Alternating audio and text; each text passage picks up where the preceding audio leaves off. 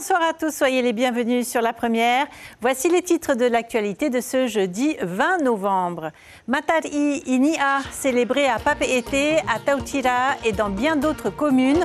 Au programme dans la capitale, chants, danses, parades culturelles, concerts et feux d'artifice. Nous retrouverons Méréini Gamblin et Teiva Ribé sur le front de mer de la capitale dans un instant.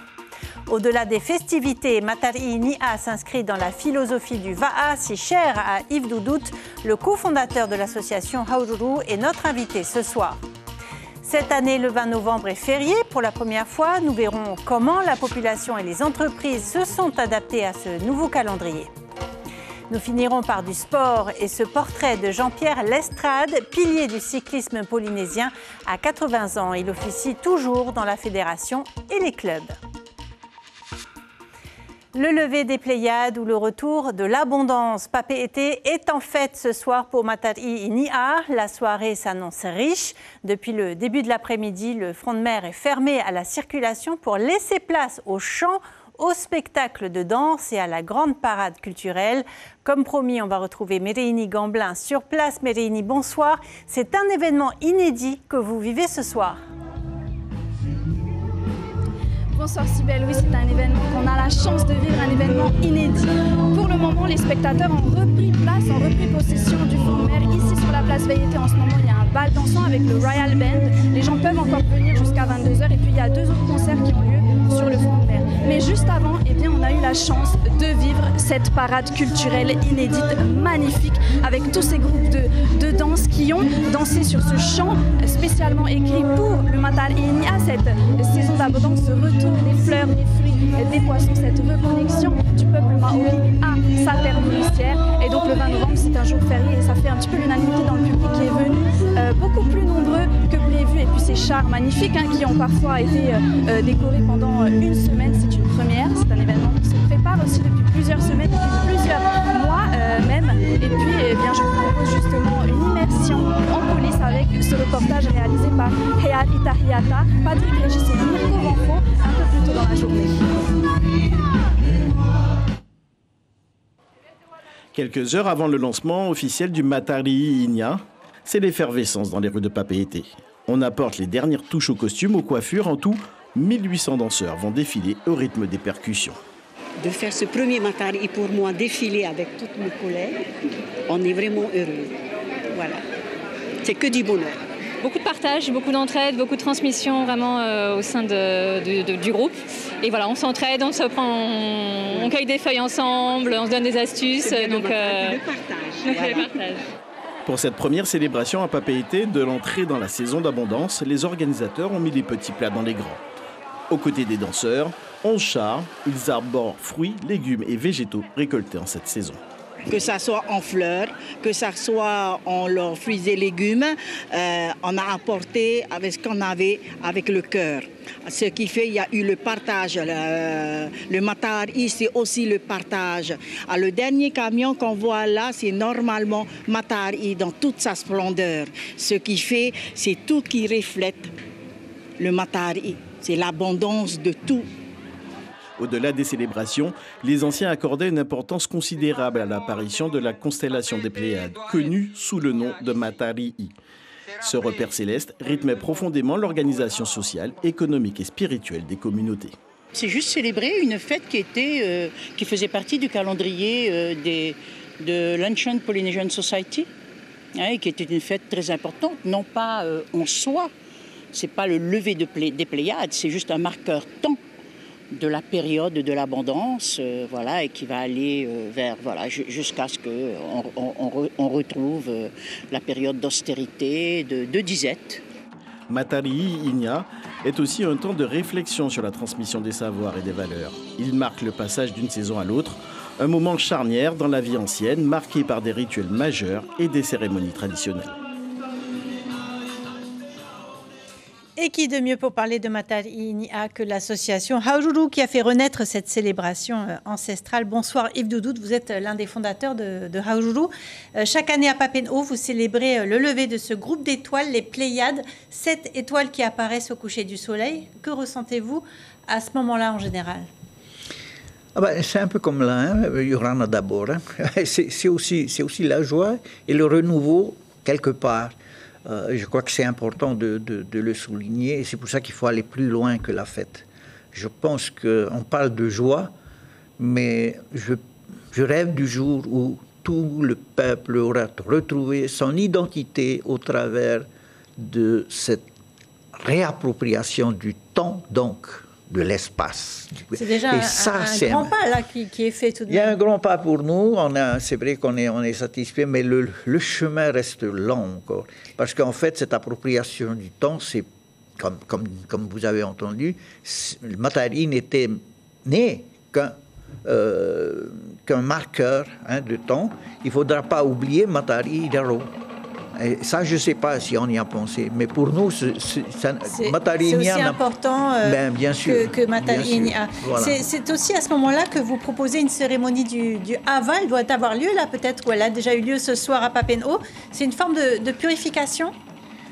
Oui, c'est une forme de prise de conscience collective et comment dirais-je, de choix ensemble d'un objectif commun. Je crois que cette idée de communauté doit revenir chez nous parce c'est la société qui est là. Hein. Elle a explosé, tout le monde le sait. Quand on a tous ces problèmes qu'on rend compte, quand on voit tous les gens dans la rue qui n'ont plus de quoi, il y a quelque chose qui ne va plus dans notre communauté. On n'a plus de communauté. Et c'est cette idée dans le Hava, c'est se remettre ensemble pour se fixer un objectif. Et c'était souvent ce que faisaient les anciens. Cette année, le pays, on l'a vu, voit les choses en grand. Toute la population est invitée à célébrer ce passage à la nouvelle saison. Vous qui avez porté cette célébration pendant 25 ans, vous êtes heureux de voir cette mobilisation? Oui, quelque part, on ne peut pas ne pas être heureux. Par contre, ça nous laisse un peu penseurs dans la mesure où qu'est-ce qui va se passer après et après. Et alors, Matari Raro, justement, ça correspond à une période de réflexion, d'introspection, une année riche. Cette année, vous avez beaucoup travaillé, notamment sur les concepts du Va'a, et notamment le Va'aora. Vous avez mis en place des festivités et des conférences à l'hôpital ces derniers jours. Quel est votre objectif exactement, concrètement? C'est toujours le même problème et je crois qu'il faut remercier les dirigeants de l'hôpital remercier, je pense qu'ils ont compris que notre santé, notre population ne va s'en sortir que si elle se remet dans la culture, si elle se reconnaît dans la culture. Je parle aussi du personnel parce qu'en fait, ça va être le Va'aora du personnel, de manière à les amener à travailler en communauté. C'est le sens même du Va'a, cette philosophie que nos ancêtres ont travaillé pendant tout leur périple, et c'est ça qu'on veut essayer de remettre en place au travers du Va'a, mais aussi pour la santé. Et je pense qu'on est bien parti au niveau de ça va faire presque 2 mois qu'on est avec tout le personnel, et il y a un engouement certain. Merci beaucoup Yves Doudoud d'avoir été avec nous ce soir pour expliciter cette célébration. Merci beaucoup.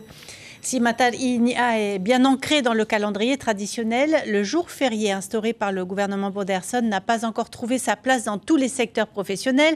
C'est par exemple un jour chômé pour les écoles et l'administration, mais pas pour l'hôtellerie, le transport aérien, une partie du BTP ou le commerce en général.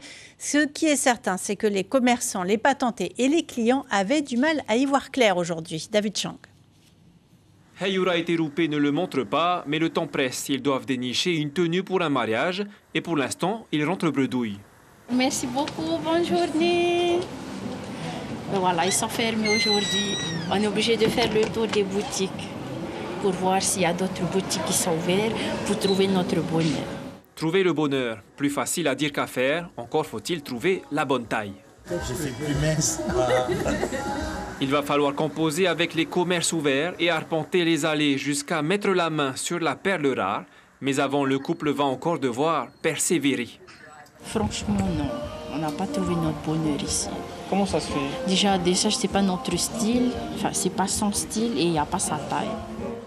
Il faut dire que ce n'est pas le meilleur jour pour faire les magasins. La moitié des commerçants ont choisi de chômer ce jour férié, comme ce quartier commerçant, le quartier du commerce, où des stands se sont installés pour les festivités, mais où seule une quinzaine d'enseignes sur 20 ont ouvert. En ce 20 novembre, d'autres priorités semblent primer. Bon, après, il y a des rideaux fermés, il y en a qui sont tenus également par leur responsabilité familiale.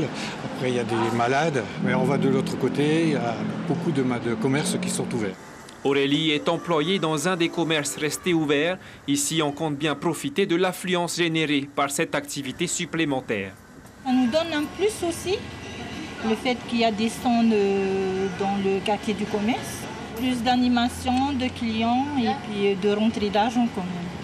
Sur le front de mer, on retrouve les habitués, ces professionnels qui font leur chiffre d'affaires quand tout le monde se repose ou fait la fête. C'est pour répondre à la demande. Les événements se font les jours fériés, les samedis, les dimanches. Et nous, pour répondre au mieux aux demandes de la clientèle, on vient quand on nous demande.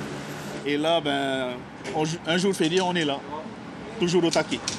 Travailler ou non, à chacun sa façon de profiter de ce Matar Inia. Quant à Heyura et Terupé, ils retenteront leur chance un jour ouvré.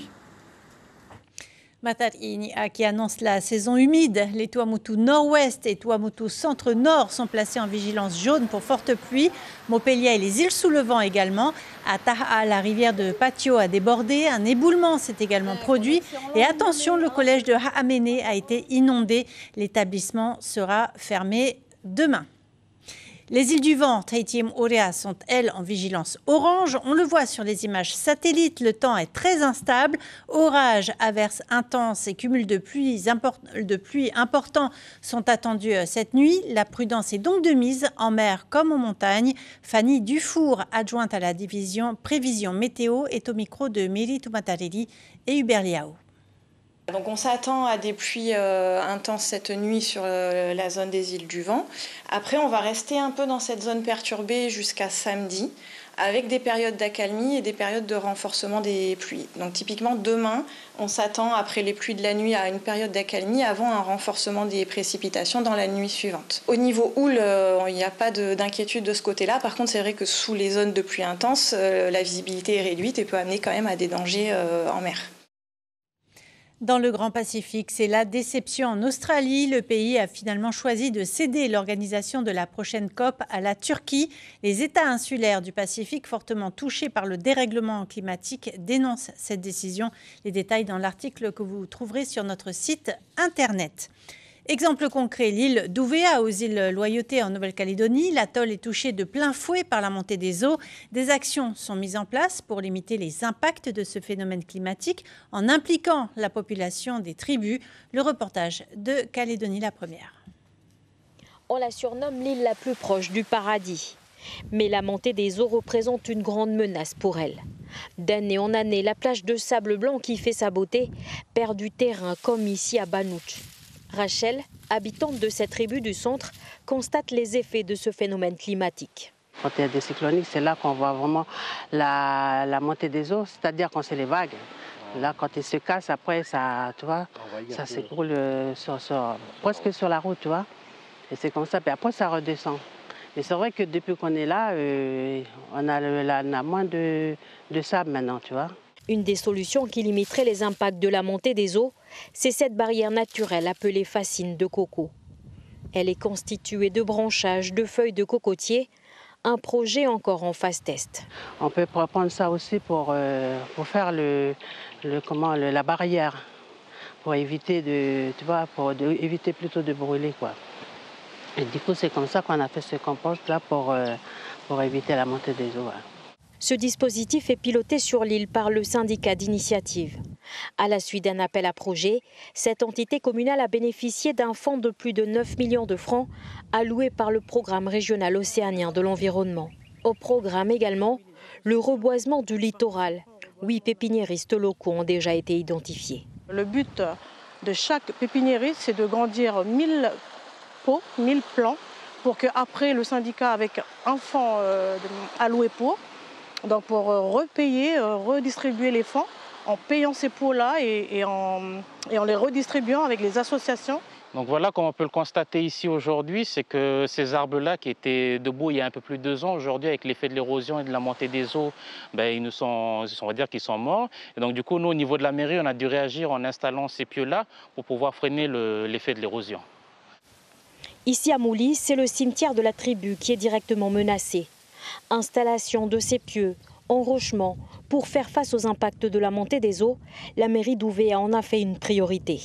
Sur une période d'à peu près d'une dizaine ou une quinzaine d'années, il faut compter à peu près une centaine de millions, rien que pour l'enrochement.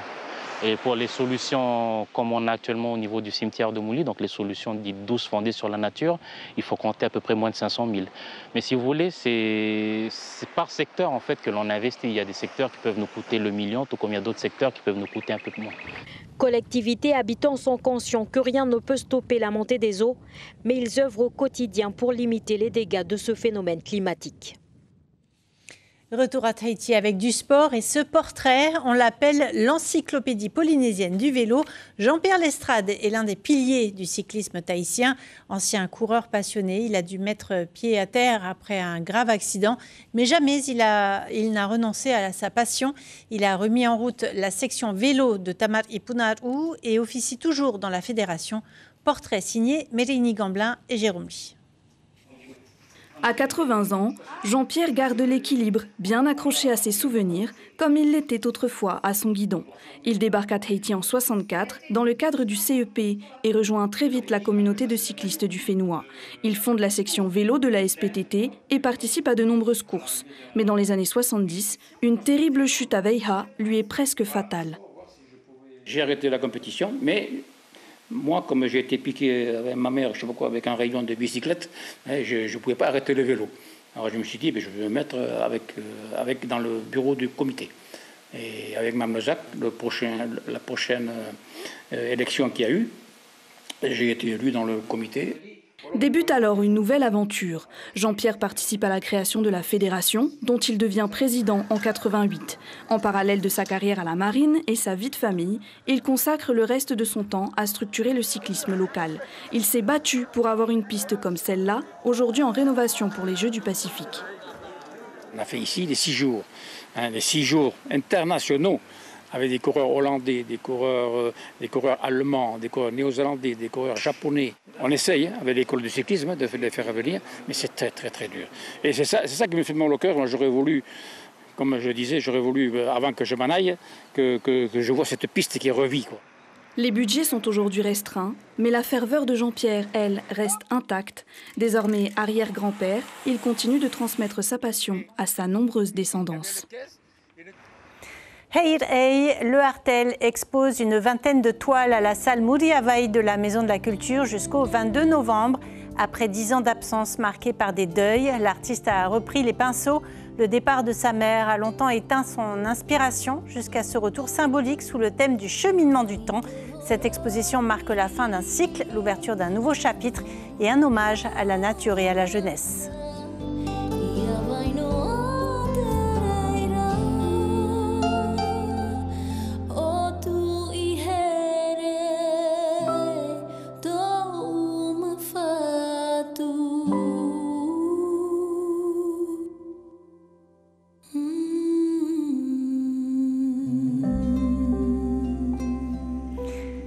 Et on arrive au terme de cette édition. L'actualité de ce 20 novembre est marquée par les festivités autour de Matari Nia à Papeete. Parmi les temps forts du rendez-vous culturel, le défilé d'une dizaine de chars sur le thème de l'abondance.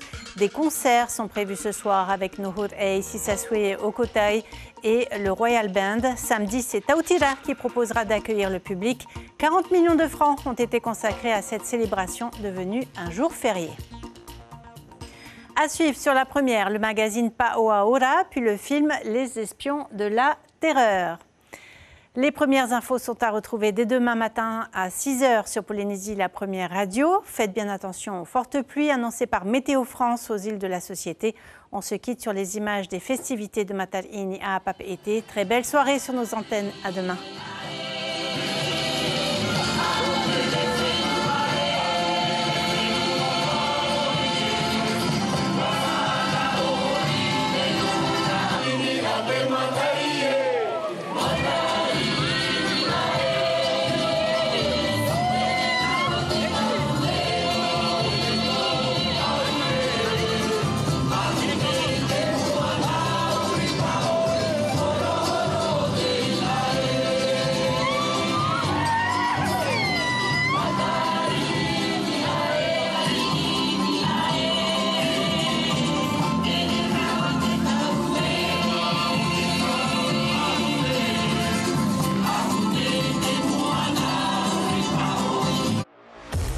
Retrouvez toute l'info sur WhatsApp en scannant notre QR code.